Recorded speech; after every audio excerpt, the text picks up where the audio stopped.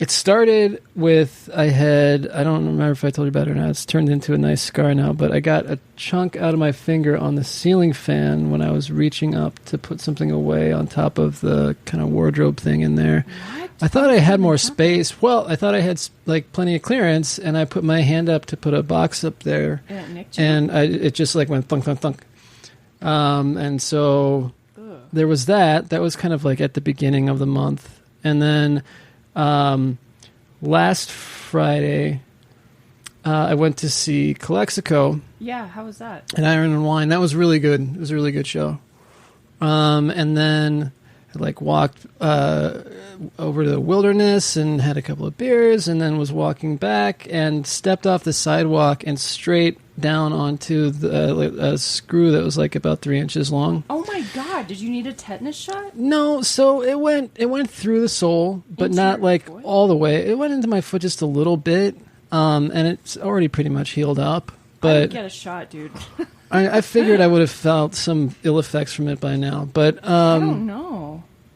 Probably, I think so. I have a pretty tough heel too, and then. Yeah, then last night I had, Carly Shorman from Yab Yum? I don't know her, but yeah. Okay, and her writing partner, Dale Rasmussen, who they worked on a fiction podcast, like a sci-fi noir kind of thing, like serial sort of deal. Cool. And so I had them in here last night, talked to them, and then after they were gone, I was like, I'm going to go for a run. And then I just, like... biffed it. Yeah. Is that what happened to your elbow and your knee? knee? It happened to my knee, my elbow, along the side here. Yeah. And then I must have hit over here somewhere because it hurts when I sneeze or take in a really deep breath. Your ribs? Yeah, I don't think I broke anything. I think I just bruised something. Did you roll in the street? Because that's a lot of... it was all down my left side. Yeah, it was like, boom, I was down. Yeah. That sucks. I'm sorry. But you're okay. You're okay to get so I'm hoping, yeah. I'm hoping that I don't... have tetanus. I don't think I do. Is it poisoning? It's lockjaw, right? So you're supposed to, like, feel like... I guess I don't know. I've never had it, obviously, but yeah. But no, now I'm a little concerned. I'm like, is this just? I'm driving down to Tucson on Saturday. Oh, geez, be extra cautious. Yeah, I'm thinking. Careful. The full moon was like last week or 10 days ago. I think it's a new moon now. Okay. Because there's like nothing out there. That's when it's a new moon, right? Are they? I don't know. You know what? If it ends up being my time, it's my time. I've led a life. All right. Well, welcome to Tuesday. That's some dark thinking. If it's my time, it's my time. I mean, what am I going to do about it? You're right. We don't have much control. Yeah, I'm not actively seeking out death, but if if it happens, what am I going to do about it? I'll be dead. Yeah, knock on wood. I haven't been injured in a really long time, so I don't want to catch whatever you've got going around. Are there we go. levels? Yeah. I don't know. Do you want to introduce talking up the into podcast? the mic? We should. Yeah, we've talked about mic levels way more than I'm comfortable with having on record. Yeah. Okay. So you're. Yeah. There we go. There. Anyhow, that's fine. It's Hoot and Review. I'm Jared. I'm Jenna. This is the show.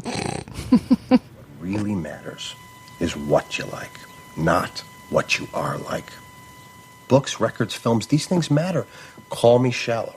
It's the fucking truth.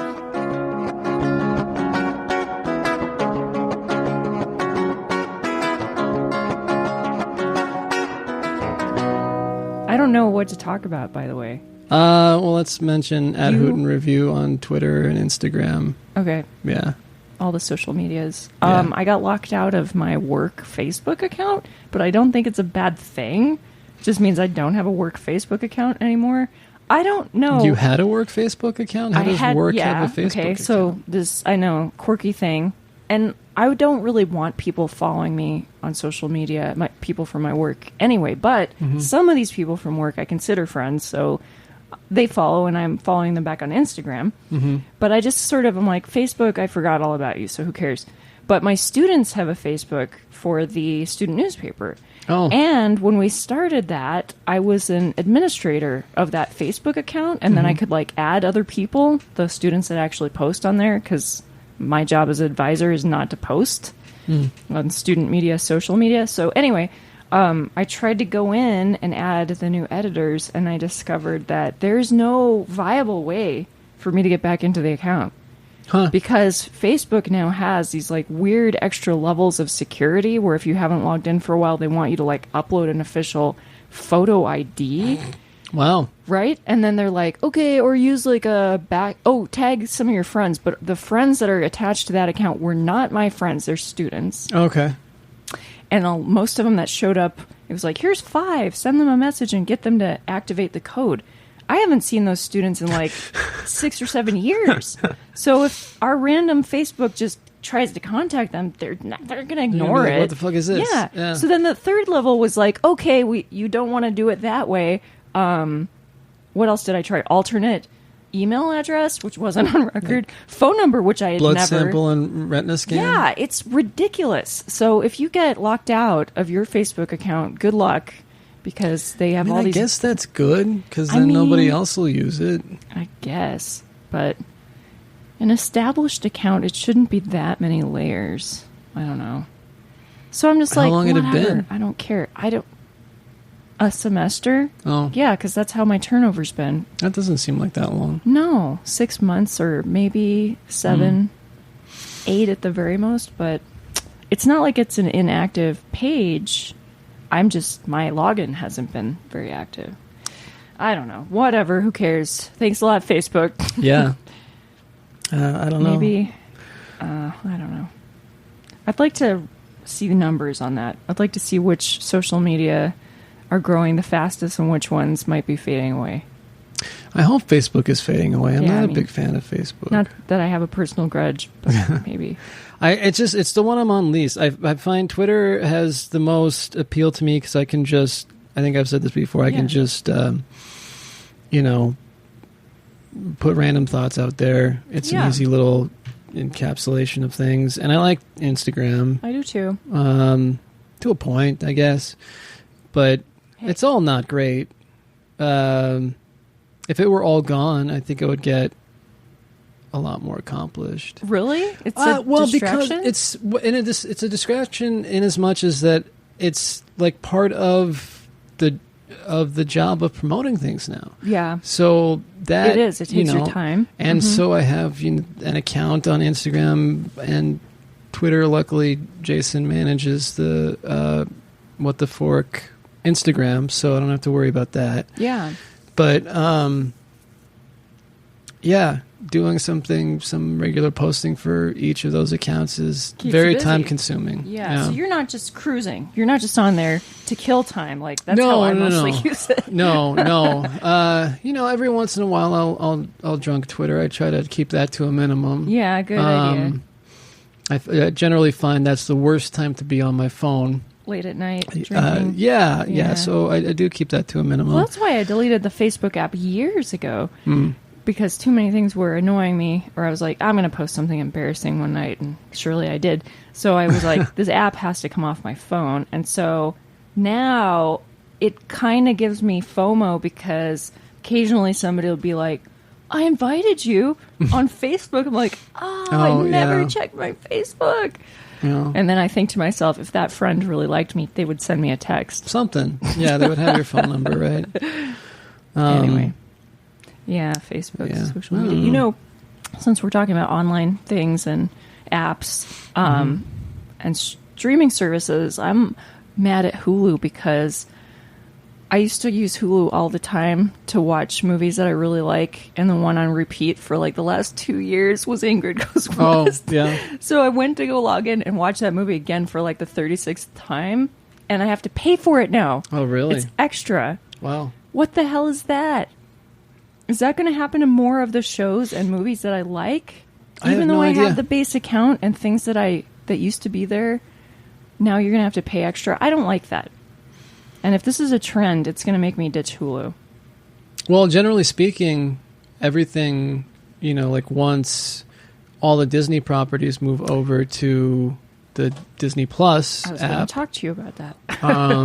So I keep hearing about this. All Marvel stuff will be there. All the ABC shows, I bet, will end up going over there. Lots of people are nervous. The new Star Wars stuff is going to be over there. So what will happen? I mean, do you expect we'll have a shift to their pay platform, or do you think... I think what's going to happen is that cable will go away, because all of the major media conglomerates are going to have their own streaming apps. And so But not everyone has access to an app or a device to stream it on. But... You think eventually everyone will? Yeah. I mean, I would imagine that most people who have cable have some sort of device anyway. My dad doesn't. He has a tablet, but he doesn't have, any apps that he would use for streaming. Right, but he could. Maybe he would. I don't know if the older generation uses all their devices that way.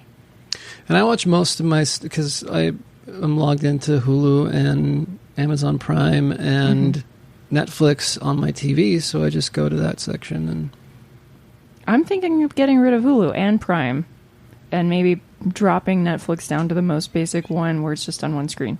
But I'm trying to think of what will I be sacrificing? I'll be sacrificing Mrs. Maisel, right? Yeah. I watched a really awesome new show on Prime. Yeah, well, because I have I got the HBO subscription through Prime as well. So I watched John Oliver on that. Too much for my blood. Yeah, it's a little much. It's like $17 a month with tax. So that kind of sucks, but I like HBO, so yeah. And the fact that I can go back and watch all these things on there. And I don't know, maybe once AT&T finally gets rid of John Oliver somehow, then I'll stop subscribing to HBO. Aw, that guy. But so where was I going? Oh, yeah. So Prime, I watched a show called The Boys. Okay. Was it like The Girls, but it was about guys? No. So it's The Boys. I've known about this comic book for a long time. It's kind of like an underground comic book, anti-superhero sort of thing. Okay. And it's got who is it? Elizabeth Shue is in it. Really? She's still working? Yeah. So, I mean, the whole idea being that it's like a Marvel thing, right? But the corporation, like the superheroes, it's as though it's this marriage of the studio being present in the same world as the superheroes, and the studio manages the superheroes. Okay. So the superheroes are supposed to be real. Okay. Yeah. And and they make movies, and they, endorse products and all that sort of thing, and they're managed by the the big bad machine. And then there's this group of guys, kind of like, the boys, that are these sort of... It starts off like the first episode, one of the main characters is like standing on the sidewalk talking to his girlfriend. They're holding hands, and this superhero comes like blazing through and runs through his girlfriend. He's like left there holding her hands, and that's all that's left of her. Ugh. Yeah, it's really dark. And Simon Pegg is in it for a little bit too. So a lot of incidences happen, and it turns them against the superheroes? Yeah, so basically, there's this kind of like team of people kind of like being trying to take them down and that sort of thing. Like this whole corrupt organization. It's all PR and show, and they're doing some really nasty things behind the scenes. Yeah. So it's a very anti-superhero sort of thing, but it's an amazingly well-written and acted show. I really, really liked it. Wow. And the first season is only 8 episodes. Okay. But that's on Prime, That's on Prime, yeah. Wait, do I have to pay extra for an add-on? Because I'm not going to do that. Well, if you have Amazon Prime, then you should be... If you can see Miss Maisel, then you can see... All right. That's what you want. Any of their original shows.